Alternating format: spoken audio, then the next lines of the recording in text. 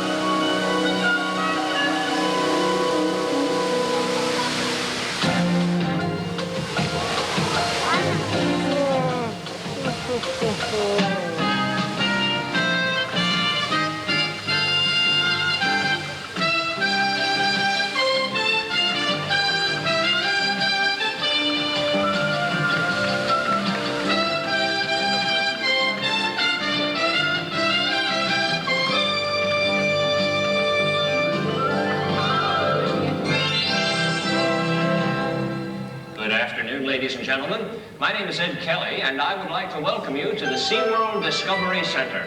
This facility was specially designed to take you behind the scenes and show you some of the wonders of SeaWorld. Now, most of our guests think of SeaWorld as aquariums, great shows, and of course, Shamu.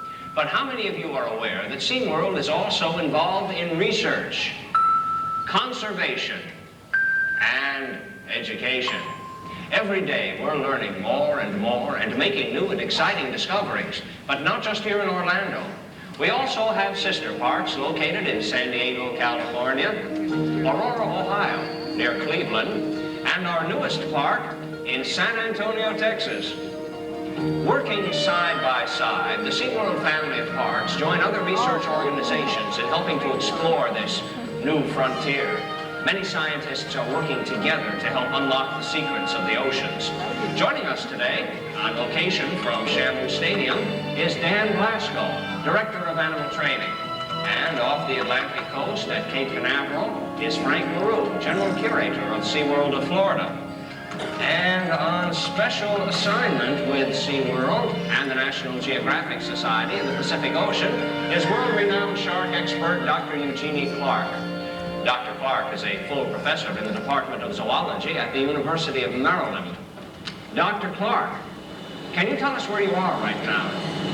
We're out here in the Pacific Ocean, 60 miles from Monterey, California. And this is the Atlantis II, the mothership of this marvelous submersible, the Alvin. Right below us is more than 11,000 feet of water. And we're going down there in this marvelous submersible. And what exactly is your involvement there? Well, we're studying deep sea fishes. This is a team of scientists studying the geology and the ecology of the deep sea, and I'm particularly interested in the big bony fishes and the sharks. Dr. Clark, tell us who is involved in making this trip possible.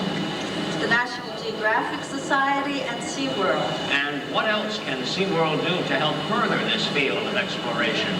By showing the footage that we're taking down here, footage that's never been seen before, you can show the SeaWorld guests a whole world of the deep sea for the first time. Animals that have only been known from preserved specimens. You can increase their understanding of the deep sea and their awareness and interest in this marvelous new frontier. Should SeaWorld continue this type of research and exploration in the future? Absolutely. SeaWorld is a window to the sea for millions of people who can't experience this firsthand, but who can learn about all the wondrous things that we're learning about firsthand, directly through the video film and the exposure that they get at SeaWorld. I certainly wish SeaWorld the very best in all its future endeavors. Thank you. As Dr. Clark prepares to dive 2 miles beneath the ocean, we will begin to periodically monitor her progress. Now, we don't know yet what Dr. Clark will see today, but past explorations have yielded some very interesting fish and marine mammals. Now, it's important to be aware of the difference between the two. For example, we have here an anatomically correct dolphin. You can see our dolphins in our dolphin feeding pool near the front of the park.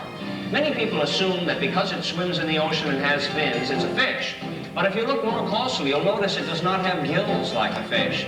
Instead, the dolphin is an air-breathing mammal with lungs like you and me. Dolphins are part of the whale family, members of which are known to have a brain similar in size to that of a man. One of the most impressive members of the whale family is the Orcinus orca, better known as the killer whale.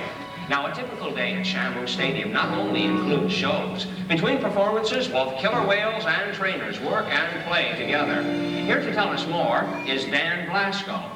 How do you train a killer whale, Dan? Well, the most important thing about the way we train animals is to build a rapport, a relationship with the animals, so that they understand us and work along with us.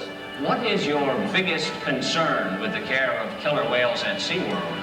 Well, our most important concerns about the care for our killer whales is that they be mentally and physically healthy. That's why we train them in so many different types of maneuvers so that they get plenty of exercise. And we also spend a lot of time just relating to them, like I mentioned before. Make sure that they're physically and mentally happy, and that's our most important concern. Tell us how you transport an 8,000-pound killer whale.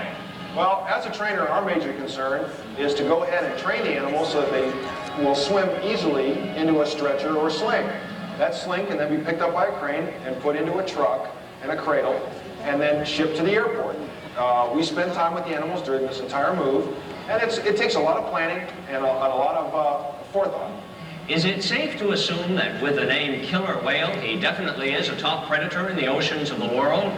Well, the killer whale is more than assumed as the top predator of the ocean. He actually is. He will kill anything in the ocean that he or she wants to, from smaller penguins and fish all the way up to whales like the great blue whale, probably the biggest animal to ever live on the face of the earth. Yes, that's true. And we have some exclusive footage of the only known documentation of a group or pod of killer whales attacking a blue whale. A SeaWorld research vessel in the waters off Baja, California spotted the 30 killer whale pod. Although the killer whales were only about a quarter in size of the blue whale, they acted as though this were a routine operation. Moving in a very distinct military formation, killer whales were 50 yards off both the port and starboard sides of the blue whale, preventing the animal from escaping. The blue whale couldn't flee because 5 or 6 killer whales would grab hold of its tail fluke, so it couldn't die. Milton Shedd, one of the founders of SeaWorld, recounts his feelings after having witnessed this event. During my 50 years experience on the various oceans of the world, I've never seen anything as exciting, as moving as this killer whale attack. I suppose in one sense it was a dramatization of the magnificence and yet cruelty of life in the sea. And yet perhaps it's not fair to speak of it in terms of cruelty, for in the oceans, really nothing dies of old age. All of this footage was filmed from a boat and an airplane.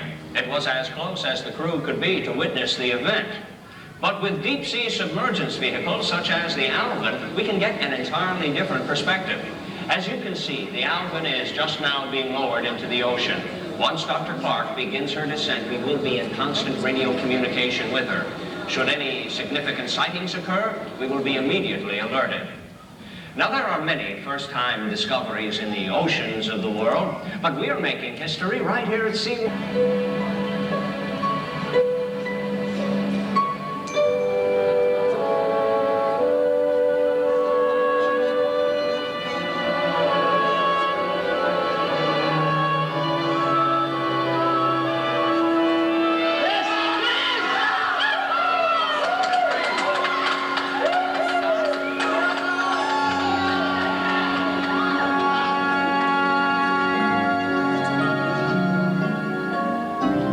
sister parks in San Diego, California, and San Antonio, Texas, have also had successful killer whale births. And on November 4th, 1988, a second baby was born right here in Orlando. At birth, she weighed 350 pounds and measured almost... Thanks for watching. If you enjoyed this video, don't forget to subscribe and click the like button below.